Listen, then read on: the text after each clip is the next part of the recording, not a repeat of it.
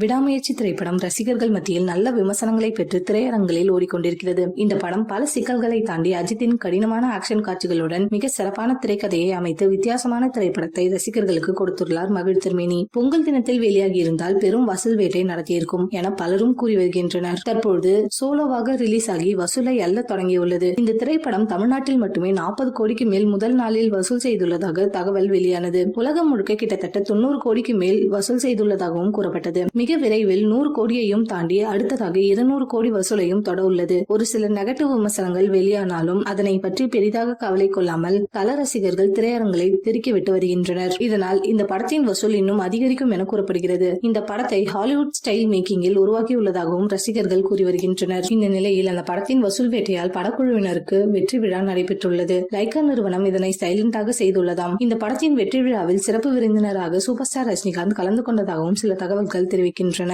அந்த விழாவில் அஜித்தை பற்றியும் சில வார்த்தைகள் பேசியுள்ளார். இது போல கதைக்களத்தை அஜித்குமார் ரிஸ்க் எடுத்து நடித்திருக்கிறார். ஏற்கனவே வெள்ளை முடியுடன் நடித்து பலருக்கும் தாழ்வு மனப்பான்மை உடைத்தவர் அஜித்குமார் தான். எந்த ஒரு ரசிகர்கள் மன்றமும் இல்லாமல் மிகப்பெரிய ஓபனிங் கொடுக்கும் நடிகரும் இவர்தான். இது போல பல ரிஸ்கான செயல்களில் ஈடுபடுவது அஜித் ஒருவரால் மட்டுமே சாத்தியம். விடாமுயற்சி படத்திற்கு பல பிரபலங்கள் தொடர்ந்து வாழ்த்து கூறி வருவதால் அஜித் மிகுந்த மகிழ்ச்சியில் உள்ளாராம். வாழ்த்து சொன்ன பலருக்கும் தனது நன்றியையும் தெரிவித்திருக்கிறார்.